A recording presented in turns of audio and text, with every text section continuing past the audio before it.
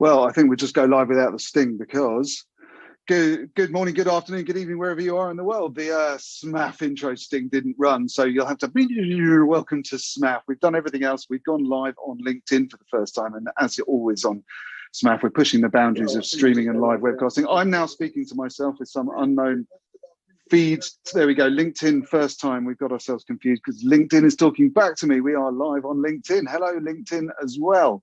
You'll find us on YouTube. You're listening to SMAF, the Streaming Media Advanced Forum, where we meet every month to chat with some of the most interesting people in and around the streaming industry about the topics of the day. Hopefully, I'm also joined by my co-host, Tim Siglin. Tim, are you out there? I'm out here, Dom. Tried to make sure that I was unmuting myself. There we go. Well, you know, I have no idea where my sting went, but somewhere it played, probably out to one of our guests' audio devices because we were fiddling with audio things just before we went live. How are you, Tim? What have you been up to? Oh, I'm doing well. Spending my time bouncing between, taking old computers and stripping them down, to doing plumbing at the house, to doing a research report around low latency interactivity, which should launch in the next 2 days. So been a little busy. Awesome. Yes, it's that time of year, isn't it? Of course, for many of us, we would have been, as we were talking about last month, at IBC, but because everybody is now at their desk instead of on an aeroplane or in a pub, or obviously working at conference stands in IBC, everyone seems to be around this week. It's been crazy busy for me. It sounds the same for you. Have we got our other hosts with us? I think we've got a crowded house this week. Well, we need to introduce a special guest because he's only here like once every 9 months or so. Eric Schumacher Rasmussen. Oh, I used to be kind of a co-host, but I then spent all my time moderating and hosting streaming media virtual events, which are popping up every few months now.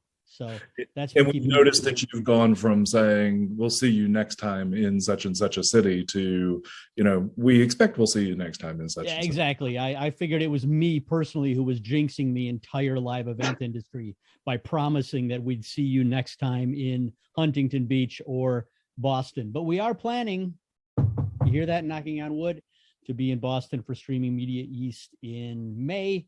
In the meantime, I'm working on the program now for our Streaming Media Connect virtual event in February. Nice. And Mark, out on the West Coast, how are you today?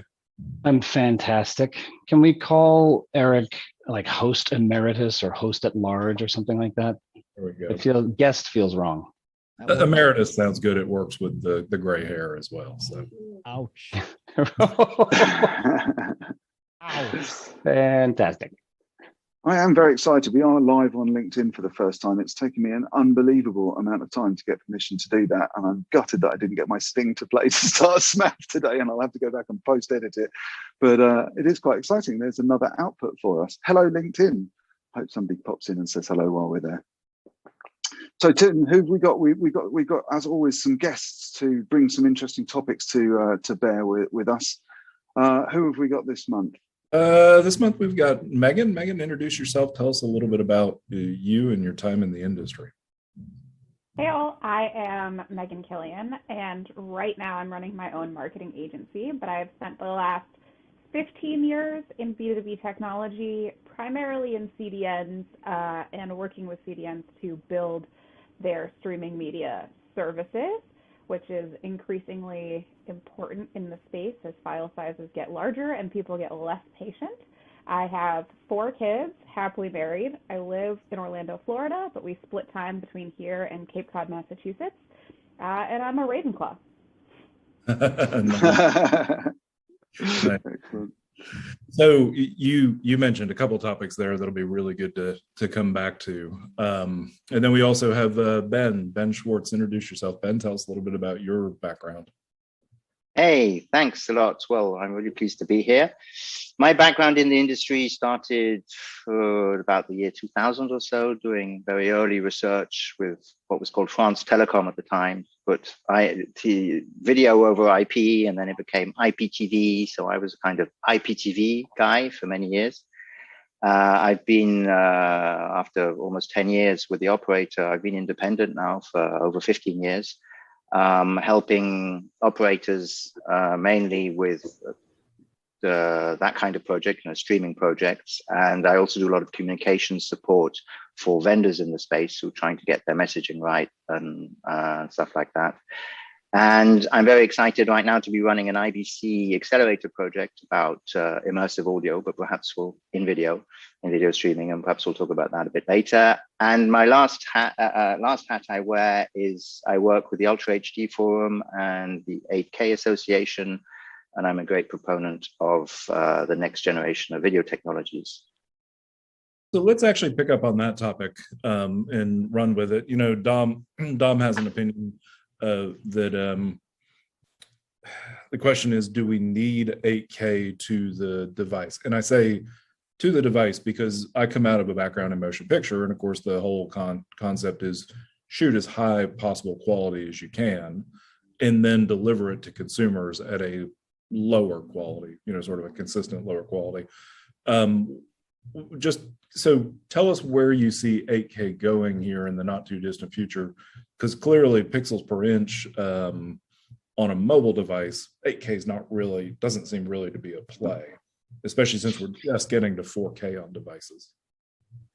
Well, you make it a really hard question by putting the not too distant future part. If I remove the not too distant, it makes it much easier to answer, because the vision where things are going,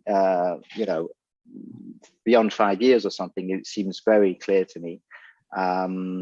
The pandemic and the lockdowns and various things have slowed down the 8K. We were expecting 2020 to be a fantastic 8K year with the Olympics and stuff like that. It was all delayed, and there was some 8K, but not that many people saw it outside of Japan. But the streaming of sports is attracting attention with UHD, and people like the BBC. They're actually way ahead in streaming of sports events, in the sense that in the States, my understanding is this year's Super Bowl had about 5% online viewership compared to 95% broadcast. The BBC had 40%, which is, well, of course it wasn't all UHD, but some of it was UHD. They did have it. I mean, there's so many angles on this.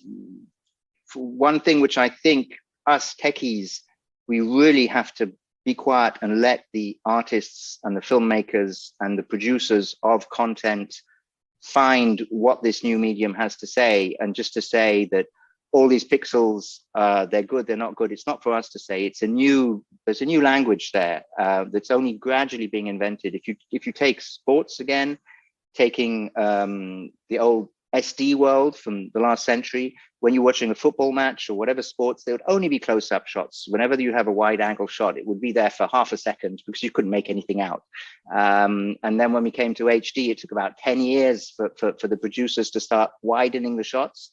And now with an 8K TV, I'm not saying that's the way to go, but you could, if you wanted, film a whole football pitch or tennis court with a fixed shot for a few minutes. You probably want to do other things too. And that's something new. You couldn't do it before, you can do it now. And so when people say, I can't see the difference, well, they will be able to see the difference if you see those kind of demos.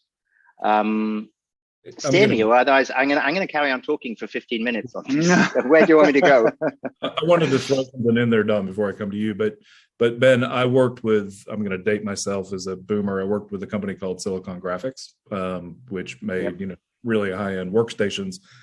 And in the mid-90s, we did a 180-degree, essentially a hemispherical camera system at 3 megapixels, and you could actually take that fisheye of the entire, say, basketball court and pull out 3 640 by 480s and put those up sort of on your screen as picture-in-picture, so that you saw the entire court, but then you could also pick sort of what you wanted as your action points. Is that to a certain extent something that you're thinking of with 8K as well? Yes. So that isn't so much of a streaming aspect, but it will be in a sec. But the idea that production value, for multiple reasons, just for posterity, for future-proofing your content, to produce in 8K, it's much more likely to be relevant in a decade or two. But even today, there are certain environments in which you need multiple viewpoints on close together objects. You take one 8K camera that's fixed, and then you can move around in it. In 2019, France Television did some great demos at the Open Tennis Championship there, where you could move the camera around as a user.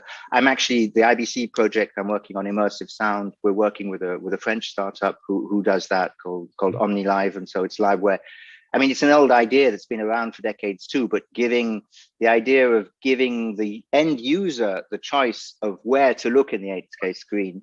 I have very strong views on that, is you can't give them complete freedom. One of the problems we have is you give anybody a word processor like Word, Microsoft Word, and most people with a little bit of help can produce a relatively decent document.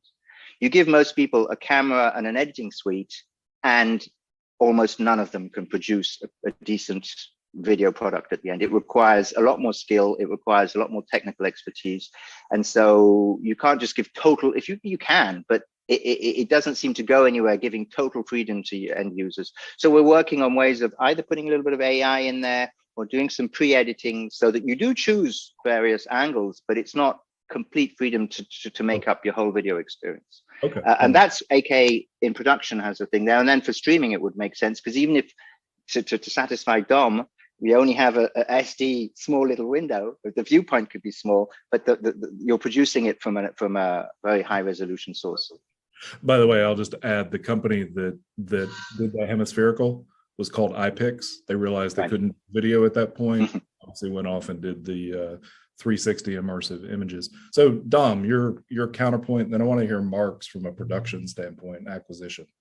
So I think everyone's using the word, and it's production. You know, I have no doubt that from a content production side, exactly as you say, you need to give as much capability and as much tooling as you can to producers to allow them as much creative freedom as possible. I wouldn't dispute that.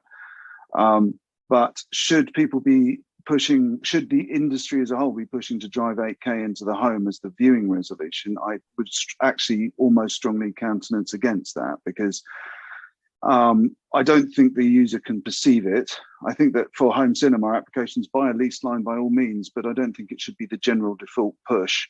I think it breeds an over-engineering of the network far beyond good enough. And I think that over-engineering is reflected both in the cost of service of delivery and in the inefficiency and therefore potentially the sustainability issues of that build-out. So I am of the opinion that actually 4K is beyond good enough for consumer distribution. And I do not approve of driving televisions into the 8K world. Now, UHD and HDR are slightly different, and HDR is at the moment with a sustainability hat on the big angry sore point, because it looks like HDR decodes seem to be doubling the power requirements in some home televisions. And that itself is a consideration which pretty much is a bellwether of my argument for why I think 8K and 16K as a consumer proposition on the distribution side should be considered carefully. Dom, is that double power consumption because they're older devices and the chips have to work? No, my TV here, I've got a nice new meter stuck behind my TV, so I can actually get some figures. And 75 watts non-HDR, 136 watts HDR decode, could be a codec setting, who knows? There's a myriad of science to take that apart, but actually that's been reflected in DIMPAC's reports and other reports as well. So we need to think about that. Now that has a challenge, because that means that the consumer isn't necessarily consuming what the creative is creating with, but if the creative creates to a canvas which is 4K, and that is their expression of output, if that's the scope of distribution, I think 4K represents as much visual definition as the average television in the average home can consume. So that's my view. Just 2 quick points, if I may. When you're talking about and you're much more of an expert than me, Dom, but when you're talking about the CDN aspect and all that, one thing you have to bear in mind, as you go up in resolution, in most real world situations, what you're shooting, there's going to be a lot of stuff that's going to compress more. So I'm saying the efficiency of compression goes up significantly. So if it's, to go from SD to HD, maybe it's in the old days would have doubled this thing, and to go from talking heads like what we're doing here today, your background, my background, everybody's background is completely stable. If they were represented in 8K, they would be compressed once, and then in the compression stream, we would just say keep that same background running. So for a lot of content, it wouldn't actually. And we're seeing the first signs of, and we're seeing with 4K, which is significant. The improvements are going down. Fair point, Sure. Ben. So I want Mark's take, and then I want to come to Megan with a question. So I'm not exactly sure of the question we're trying to answer here. Are we asking, is it required or is it compelling to deliver in 8K or to create in 8K? I guess what I'm asking from a real world standpoint is, you're out doing acquisition. Most of your acquisition is in 4K. Do you see, I know we've talked before about delivery being 1080p because not many people are asking for 4K delivery. What about the acquisition side? Are you seeing? Most of the acquisition on the live side is still 1080. Is still 1080. Okay. It's still 1080. We do some 4K if it's being repurposed for post. We do 4K to future proof for archival purposes and things like that. No one, to my knowledge, is shooting anything in 8K for any sort of live content. And that's the other thing. We're kind of talking about this irrespective of content type. Everything we do is live, so it's everything from red carpets to product launches to sports to esports to whatever. Almost none of that drives a higher is compelling in a much higher resolution, whereas cinematic content and very very innovative creative content demands more of that. So I think it begs the question: are we talking about all content, or are we talking about just a specific, probably pretty narrow subset of all streaming content out there that might be produced in 8K or delivered in 8K? And I gather from Ben, he is talking about live, because we're talking about large sporting events and like that. So, okay. Yeah, if we're talking, there's certainly a case to be made for specific types of content like live sports. There's a case to be made for shooting in 8K and delivering in 8K so that the home user can choose a shot, can move around the field, can that sort of thing. That type of user experience, it definitely can push the envelope there. But I think that's an outlier for sure. So Megan, I know you're interested in sort of the immersive experiences as well, not necessarily specific to 8K, but just talk a little bit about why you think we need more immersion to allow audience engagement. Yeah, absolutely. So I did have my 2 cents to throw in about the 8K argument. As Please. a sales and marketing person, the answer is it depends, right? So I think there's so many different kinds of content and different kinds of consumers. So 10 years ago, I managed a Radio Shack. And so that meant I had a lot of direct interaction with consumers buying electronics. And you always have those people that come in that are early adopters of anything that comes out. And I very distinctly remember having this exact same argument about 1080p. Mm-hmm. And today, 1080p is such a common standard that consumers notice and are upset when we drop beneath it.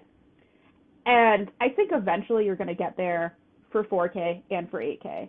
The question on the table is really how long is that going to take and which sectors are going to implement the fastest, right? So you have these like sporting events, gaming, where people are highly responsive to, larger resolution and better resolution graphics. But then you have people who don't care, right? Like my grandmother is absolutely never going to care because for her, like 480 is still, or 420 is still really, really good. She's really excited about it, And I think that comes into play when we're talking about the psychology of streaming. Everything ultimately has to be consumer-led because at the end of the day, you as technologists have to be 2 or 3 steps ahead of what consumers want to be filling their needs.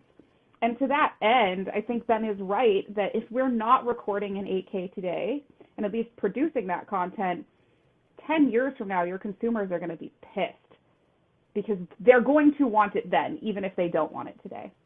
As far as immersion goes, I think that since COVID hit, we have seen a huge change in the way that all of us interact with each other. Like, when was the last time you guys saw each other in person? In a while. Yeah, in a while. Yeah.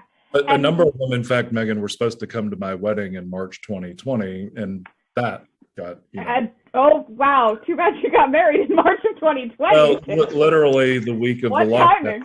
Did the Zoom weddings before Zoom weddings were a thing. So yeah, very good point in terms of length of time that people have seen each other. And that has changed the speed at which things are changing. We have known for a long time that end users are getting more impatient, that file sizes are scaling upwards, and that we have to figure out the technology in between those 2 points of data, right? On the technology end, we are producing things in higher resolutions, larger file sizes, and more complexity. We're inserting ads, we are inserting engagement methods in ways that have never been done before, and that's putting a really heavy load on the internet. But at the same time, the end users are extremely used to instant gratification. And during COVID, when the internet was really heavily bogged down, we saw people very, very angry. We saw some of the world's biggest internet outages we have ever seen in a very short period of time, and consumers were very upset about it.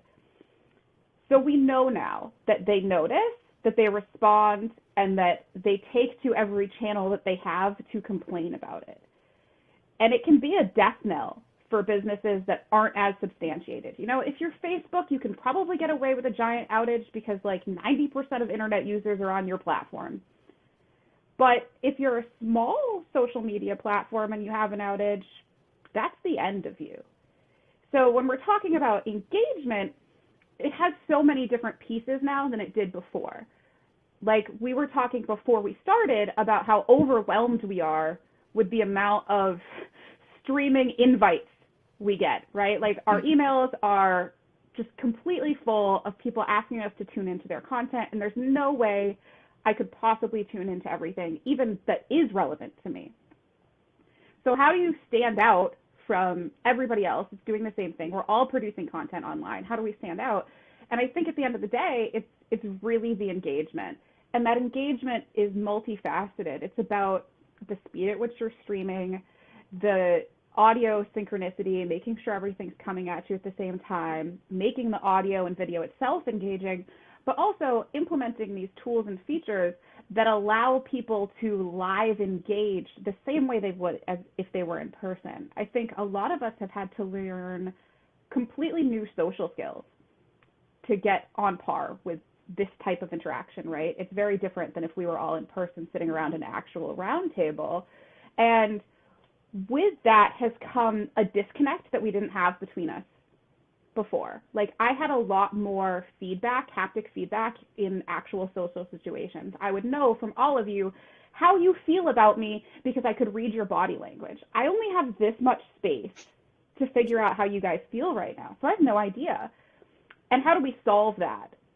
Is there a solution to that? And where does it sit? Is it a technology solution or is it a social evolution that we collectively kind of have to get on board with? Your point about body language is really interesting. I was reflecting the other day how when the pandemic first hit and everybody was switched onto Zoom, everybody had a real struggle dealing with video conferencing. Anyone who hadn't worked in the industry, anyone who was new to the technology really couldn't deal with having 20 people in the conference call because you can only really talk one at a time and make it a usable experience. But 18 months later, most people are much better at inserting themselves into a conversation politely and then sitting back and effectively muting themselves and not coughing over the microphone. And that has actually, I've seen that in real life as well. In real life circumstances, I'm finding that when I'm with a group of people sat around a table, suddenly only one person is talking at a time rather than lots of pairs of people talking. And that, even in my own brain, I find it much harder now to decode the conversation of the person I'm talking to from two conversations going on beside me, because I've been in much more, well, it's just because we've been in this environment and we've been less exposed to the other. But it is an interesting behavioral change, which is probably exemplified, if not driven by conference calling. Anyway, sorry, tangent. A polite button then is just to say to what Megan was saying, engagement, and we're going to talk about immersivity and stuff like that, I think, now. But if you haven't yet, if your lockdown lets you, go to a store that's showing big 8K TVs and just look at the quality of full resolution. There is something 3D about it, something a bit more immersive, engaging. And if we did have all that resolution, it would also speak to some of Megan's point about body language. We could imagine completely different shots. I was talking about wider shots. Why not have us walking around in our rooms when we're doing our conferences rather than all sitting in front of the screen? We don't have enough resolution for that. I mean, look, I'll give you a demo. If I continue talking and I walk around, you can kind of wake up my body, but you just don't have the resolution, or it doesn't work. That would work in 8K, and we could have a completely different kind. So, same as this camera, same as the Mevo camera. I can pan and cut into that. That's a 4K shot, but it's crushed down to 720 for this output. It's low budget streaming. Yeah, so. And I'm using a huddle cam here, and I would have that option as well to zoom in and out. Whoops, sorry. But actually, when it comes to having sat and tested the two cameras side by side for this fixed shot, which I used most of the conference calling of the day, the 80 quid handy cam that I've got plugged in on an HDMI feed gives a better quality of image and better saturation. So in this case, it's not worth upgrading. I'm going back 20 years now to telepresence, which Cisco, put out, in the way that it worked from a body language standpoint. Megan, to your point, was it looked like you were sitting at a table. So you'd have three people with you in person, three people away. And because you were comfortable feeling like you were sitting at a table, you had that dynamic. So you sort of could read people better. But I think to Dom's point, we now call people out if there's something rustling on their microphone or something along those lines. We're not hesitant to go, hey, fix Can you mute? Yeah, can you mute? You're really annoying the rest of us in the conversation. So yeah, there's a lot of tweaking that goes in before a call too. Like, it's not unusual when we're starting a team meeting at my company for everybody to be like, okay, your mic's off. Can you tweak your sound settings? You've got a lot of feedback, because we're all so used to it now. That's kind of how we start our meetings. Yeah. Even in SMAF, we used to start half an hour early just to largely tune up mics and get cameras pointed, and now most people turn up ready to go. So that's a difference now. People will actually pop in ready to go. They sort of know what the issues are that they're gonna face and like that. So Mark, immersive, since we're gonna sort of talk about that terminology, what do you see in the streaming industry that with your clients who say, I want more interactivity or I want an immersive experience? How do they describe it to you? Or do they ask for that? When you say immersive, are we talking about a higher level of engagement, or are we talking about the content actually being immersive, i.e. surround audio, et cetera? Yeah, sometimes I think people use that interchangeably, but I think we're looking both at higher levels of engagement as well as the content itself being immersive, so to speak. I mean, I think that in terms of higher levels of engagement, I could talk all day about something that is near and dear to my heart, which is, the conceptualization behind your event or your content needs to include engagement. First and foremost, before any of the video and audio technology and that sort of thing, it really needs to address how are we engaging the viewer for any sort of live content, period.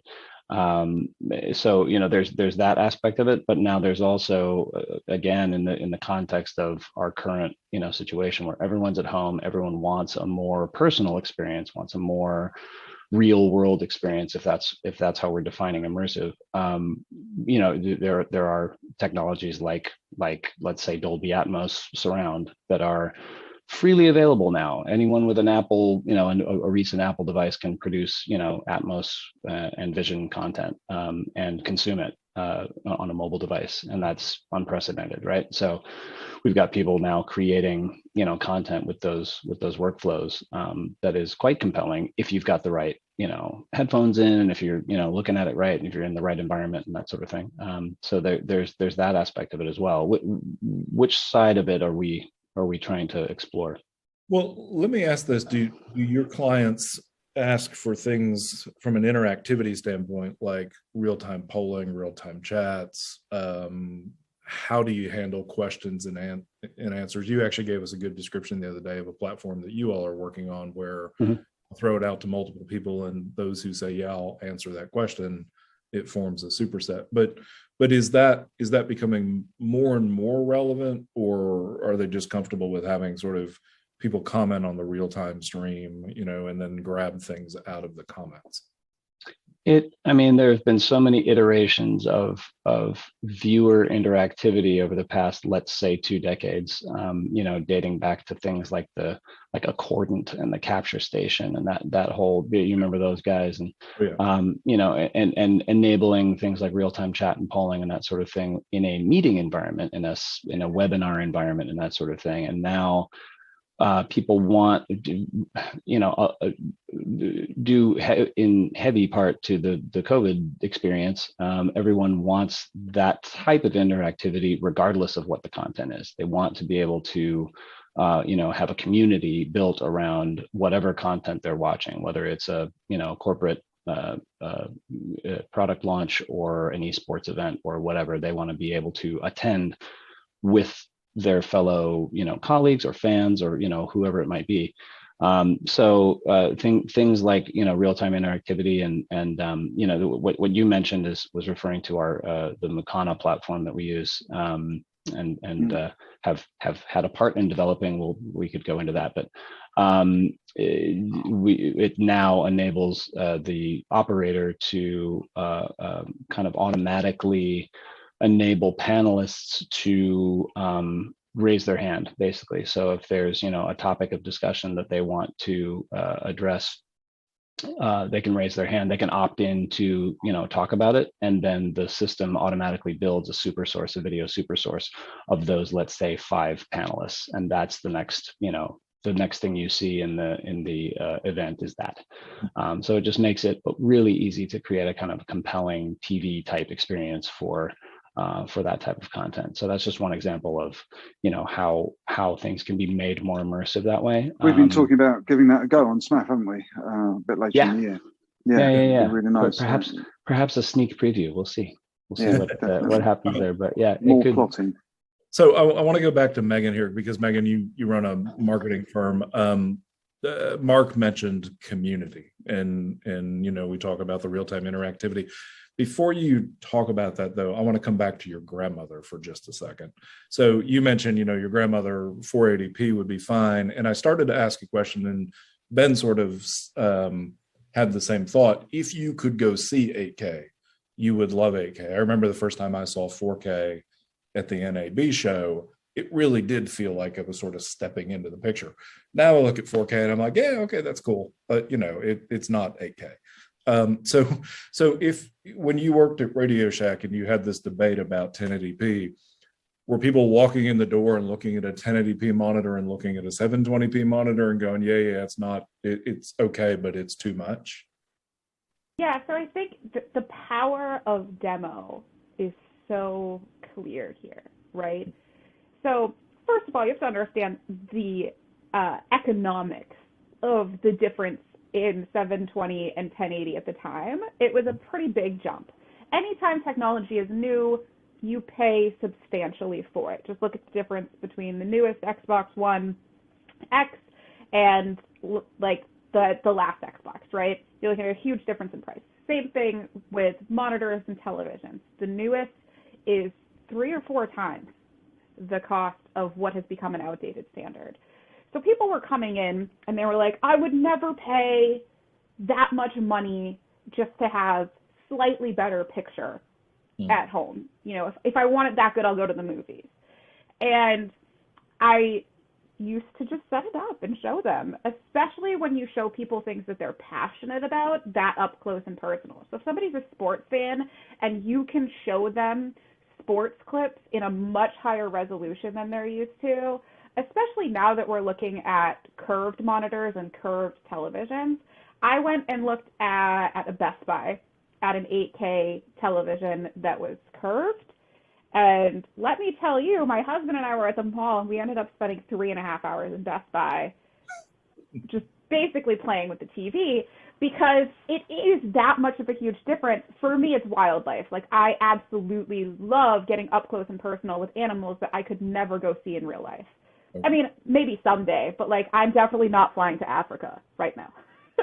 So being able to see a giraffe and feel like I could reach out and touch this giraffe, that's a really incredible experience to be able to bring into your own living room.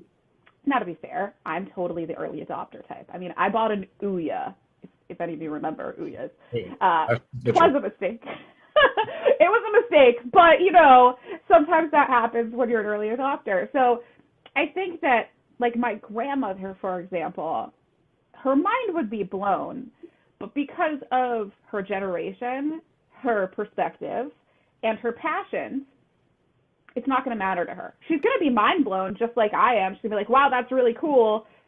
I'm going to go get this little 720 and go home because it's $50. Okay. Fair point. And that is a lot of what I mean when I say it depends, right? People are so wildly different. And if we were to segment these things into markets and talk about it that way, I think we'd have a lot more clear yes or no answers, right? So if someone is an avid sports fan who before COVID was at every single game, front row seats, and they haven't been able to go to a sports game in 2 years, and you ask them if they think it's worth 8K, that's a yes. But if you ask someone who isn't really huge into media and would rather go outside, doesn't play video games, isn't a huge sports fan, doesn't watch a ton of movies, if they think it's worth investing in 8K, yeah, that's going to be a hard no. Got it. Okay, so you've got the spectrum there. So let's come back to the interactivity and immersion, and then we'll come to Ben to talk a little bit about immersive audio. And Eric, feel free to chime in here. I know you're our special guest. I wanted to chime in because as I was listening to Megan speak and talking about different markets, I was thinking about the fact that there are still people who insist that the Beatles albums sound best in mono. And there are still people that prefer mono for music. Now, Ben, you know, before we started, you showed an example of a binaural project you're working on. Apple, of course, has its spatial audio now. You know, it's hard to find, or it can be hard to identify the markets for which those, you know, sort of quantifiably better, in some ways, experiences are actually going to matter. I mean, spatial audio, I've used it a few times, you know, with Apple Music, and most of the time it just sounds gimmicky to me. I don't necessarily want to feel like the bass player is over there when I turn my head. I want to hear it. It changes your relationship to the content in a way. The technology changes your relationship to the content in a way that not everybody is going to want. And so, if I may, spatial audio is quadraphonic 2.0. Would you agree? Right. Sure. Yeah. It's not going to be adopted for the same reason quadraphonic wasn't adopted. Right. That's my opinion. And it's interesting, Eric, that you talk about standing up and turning around in a club. If you stood up and turn around, you know, and you're in this cavernous environment, right, you would expect it to change. When you turn around and face the wall in your office, which is 4 feet away, you don't expect it to change quite that much, do you? Right, exactly. And even in a club or an arena, the sound is so loud that it doesn't change that much when you turn your head. Right, true. You know? And so to say that somehow those new immersive audio experiences are replicating a live experience isn't quite true. Now, that doesn't mean they don't have their place and that they can't be really valuable. I like I thought what Ben, you showed us, and it's too bad that because of the compression in Zoom, you can't show it to the audience and they'd need to be on headphones anyway. But there are definitely cases and places in which those experiences are really wonderful. I want to be clear. When I said that, I'm talking about recorded music, specifically recorded music. I agree with you. I feel like it's gimmicky. For live concerts, for example, I think spatial audio is hugely compelling. And I think if you're producing your content, let's say in Dolby Atmos, and someone has a newer iPhone device and AirPod Pros in and is able to consume that content really easily and inexpensively, like that's crazy compelling, especially for live. If I could jump in at one point. Yeah, please, Ben. Let me riff real quick, though, back to something Megan said. When we were talking about the demonstrations and like that, and talking about what you're saying here, Mark, with immersive.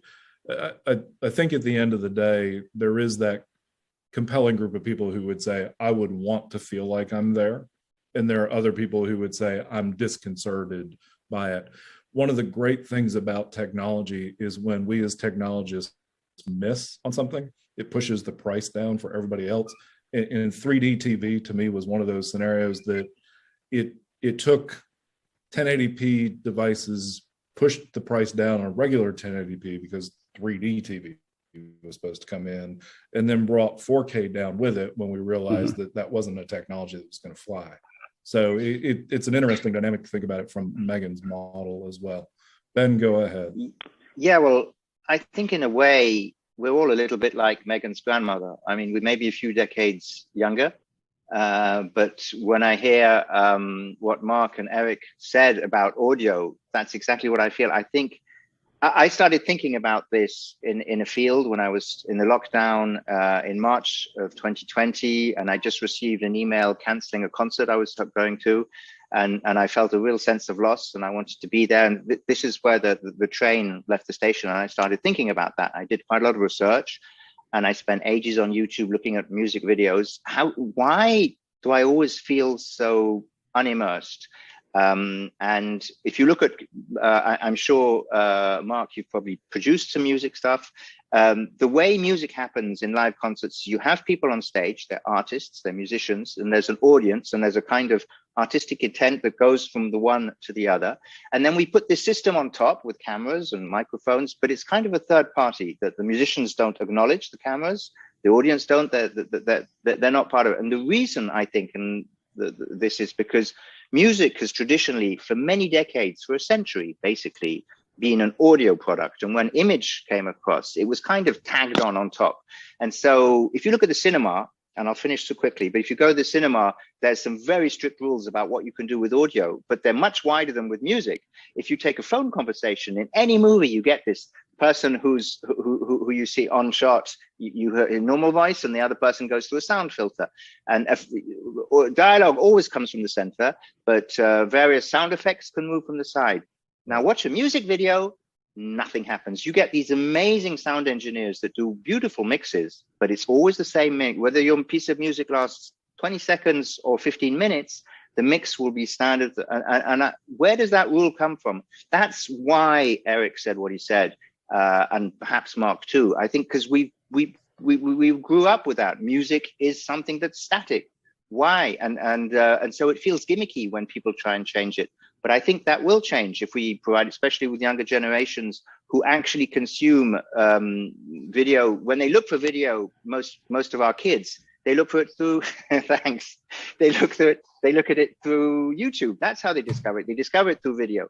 And so I'm trying to break that rule. And I understand where you're coming from, Eric, when you say it feels gimmicky. But I think if you're a little bit patient, you will get it, and we will be able to, because that is part of the immersive feel. So when the camera moves from one musician to another and the sound field doesn't move at all, we're just so used to it that's anything else feels gimmick. But the reality is when you do look, and just one final point, some of you kind of found it a bit funny why I would work with binaural audio, which is decades old technology. I'm a strong believer in technologies like Dolby Atmos, like DTS, Fraunhofer. There's a bunch of wonderful companies doing amazing stuff. It's immersive. I love it. I have it down in my music room downstairs. But I did this this project is done for today. It's because we're in lockdown today. And even if some iPhone people can kind of play with the technology, the bulk of people can't. The bulk of people, their audio is limited to stereo. So I was trying to work, well, what can we do that can affect millions upon millions of people today? That's why I'm trying to work on that project. And don't get me wrong. When I use the term gimmicky, I was really mostly referring to what's been implemented thus far. And again, it depends on the type of music. Ben, you showed an example of a string and woodwind quartet or quintet, which is a very different experience than a rock band on a stage. I don't notice separation when I look from Bruce Springsteen on guitar to Nils Lofgren on guitar. Because I'm in a huge arena, it's a different experience. I think it always comes down to using the proper technology for the experience, taking that triangle, the content, the audience, and the technology, and making sure they all work together. And what's interesting too, so go ahead. So much technology can do. Like, we have to be honest with ourselves that part of the reason we love live music is human. I don't go to shows just for the band. I go to feel the crowd. That is the immersion, right? When you go see live music, it's not just about who's on stage. I've gone to see so many musicians who I'd never heard of and I don't care about and I probably won't go see again, but that I still had an incredible time at that show because I could feel the audience. We were going through an experience together. And our emotions were playing off of each other, and that lifts up. And while I love technology and I'm passionate about technology, you can't replicate that. That is an experience that happens from person to person. You can't completely, but you can capture some of it, and that's what we're working on. So typically, that artistic intent, what I've been thinking about is how. Today, if you have a group of musicians, and that works in a rock band or a classical quartet, when one of them has a kind of solo or equivalent to solo, and they're doing their thing, and then they're going to hand over to another musician, or it's going to be a chorus or something, and when you see the looks they give each other, that's the magical moment. That's when you're in the audience and you see that. That is when the musician is kind of expressing his artistic. It's not just the sound of the instrument, his body language. So if you capture that facial expression at the right time, and that you can do that with technology. So I agree with you. You don't get all of it, but we can go somewhere. And that's part of that other story I was telling. It's much more visible in the theater, funnily enough. The theater people, they hate cameras. The cameras is the enemy. So if you, until the cameras were around for a few decades before any theater was shot, because, they refused. And even today, we have to find a new way of filming where the artists will indeed play for the live audience, but they will somehow acknowledge the camera. And so something really, really simple in live concerts today, when the musicians, and I'm talking more of a rock band, start playing and they say, "Welcome to Philadelphia, welcome, it's so nice to see you," and they talk to the audience. It's a really simple little thing. If they just looked at the camera for 1 second and say, "Oh, and welcome to you guys on watching us from live streaming," just that would make a difference. That's one teeny weeny step in the direction we want to go. But I think we will address your concerns, Megan. Just stick around, and in a few years you'll change your mind, I hope. I think the audio experience can certainly change and be better, right? And when I was working at Cashfly, I talked to a company called Let's Jam that's working on synchronizing separate musicians on air, right? So getting everybody working at the same time so that they can do live music when people are spread out.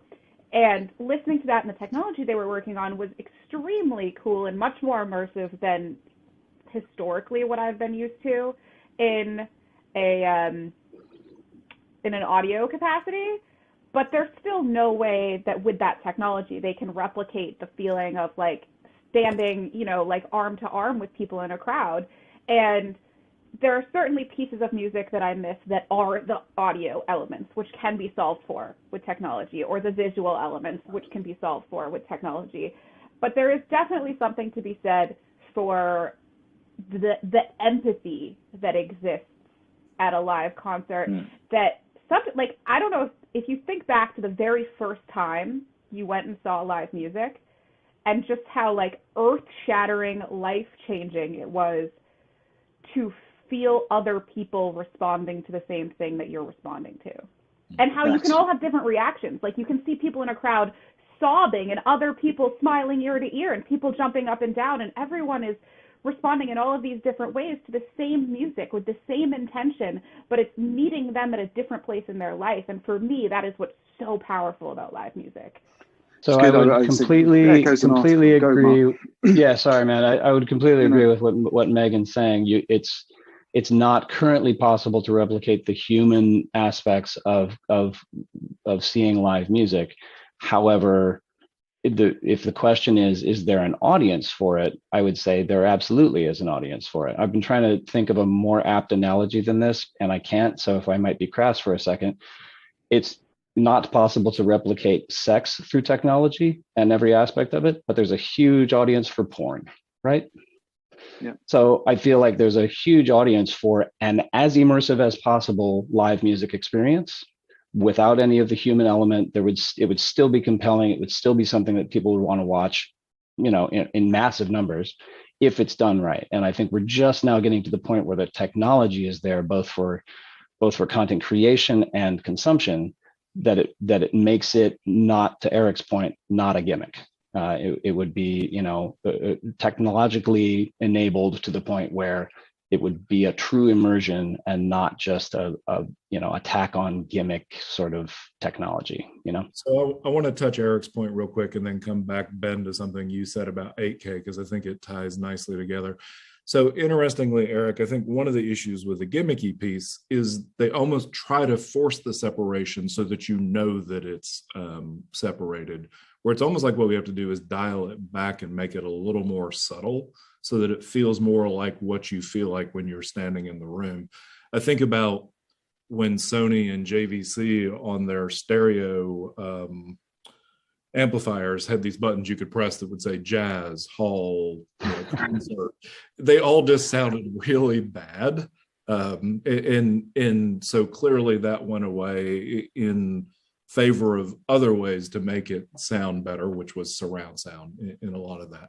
Now, Ben, you mentioned the thing about, okay, we give a shot of an entire sporting event, but we limit sort of where people look.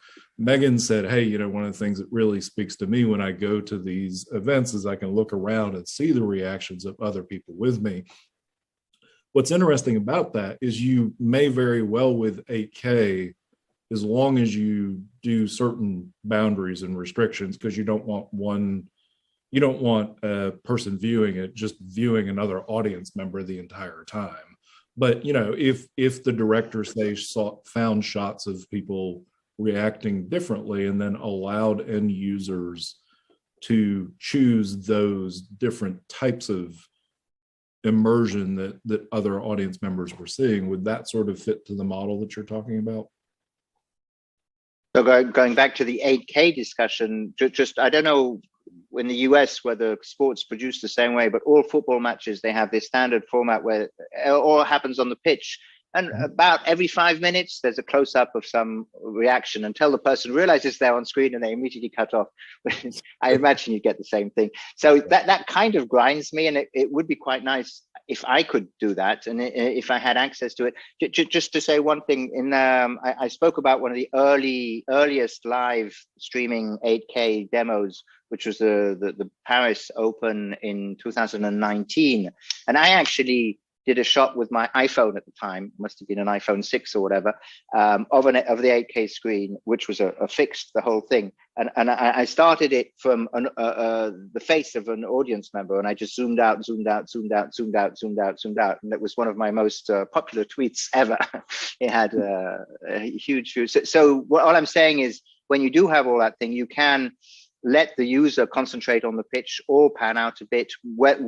There are multiple technology ways of doing it. Either just let them do it with their eyes. If they have a 100-inch screen, then that's fine. If they have a smaller screen, then they'll probably need some technology way of doing it with some kind of pointer.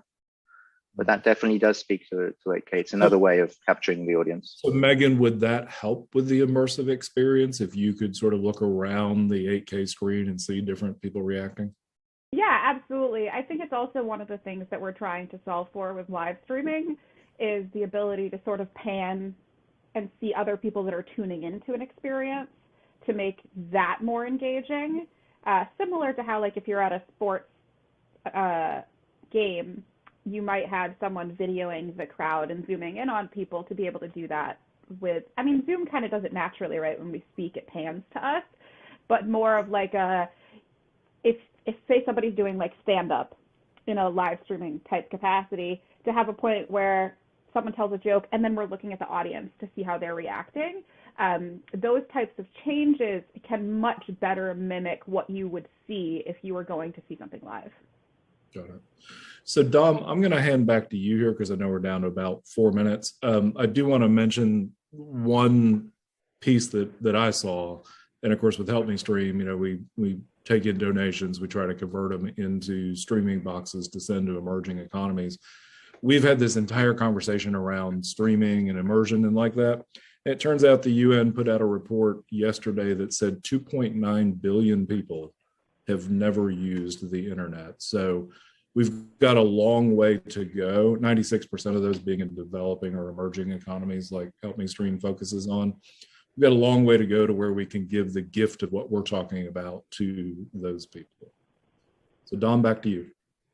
I'm not sure how to follow that one, Tim. I haven't got enough cash to sort it out today, but if I could, I would. Let me show the thing that Ben was laughing about that I brought over.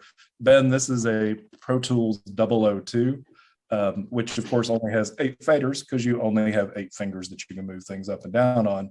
But when I would teach my students album recording, we would actually talk about, you know, moving beyond binaural to quadraphonic and output and like that. So anyway. There's always a reach to the back of the office. Go on, Megan.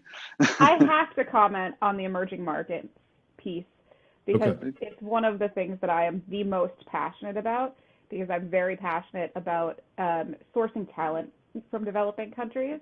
And I believe that where you're born should have absolutely no measure on the quality of life that you can live. And extending the internet into those regions, and by extension, media and educational resources and tools, we can elevate people beyond points that we ever dreamed of even 10 or 20 years ago. And we talk about it as giving the gift of streaming, because ultimately, as we all have experienced that, it has changed the way that we do things. I would also suggest, you know, besides what we're doing at Help Me Stream, Alex Lindsay, who works with Mark East, is actually working to do media production training in parts of Africa that are emerging economies. So I would definitely suggest looking at what he's doing as well. So. Sent him a connection request just now. The beauty of the internet. Yep. Tim, I think that was amazing how fast those hours go, and some wide-ranging and really interesting topics today. Plenty of 8K for you, Ben? Did we get there? Yes, we did. Thanks. Good. You're a passionate supporter. I approve. And I don't get me wrong, I think all these innovations are, you know, intrinsically important. I think at the moment there are many innovations going on in the industry, with my sort of eye on the distribution networks and what's really becoming killer app and really needing scaling and so on. I like to push back on them and see what's going to get pulled, but these things are, as always, dictated by the consumer. So if the content creators can create something and make consumers aware it's there, the consumers will demand the networks can deliver it. So I'm sure all these things will come to pass. But I think with that, I'm going to zip along. We've successfully gone live on LinkedIn. That's been my excitement for today. On top of such a wonderful chat, we've successfully gone live on LinkedIn. So I'm not quite sure how it's going to end, but I'm going to buzz along saying thank you to everyone. Ben, first up, thank you very much for coming on. It's been a pleasure to see you. And it was lovely being here. Look forward to seeing you at many more webinars around the virtual world and so on. And Megan, it's been great to have your insights and so on. Always a pleasure. It's really good to have you on. Mark, let me jump to you. It's good to see you not looking sleepy. It's early in the morning, I suppose, but the baby's sleeping at the moment. Oh yeah, no, they're out shouting and making noise and banging things on things. You're in the soundproof box in the basement, yeah, right? Exactly. Perfect. And Eric, wonderful to see you again. It's been good to have you on.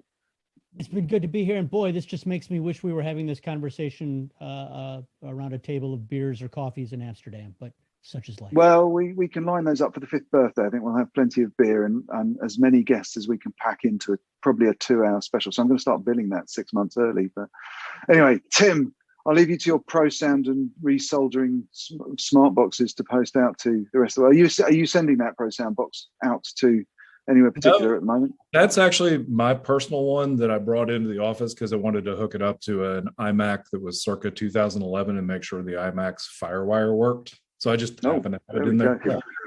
And are you sure the FireWire on the Pro Sound works?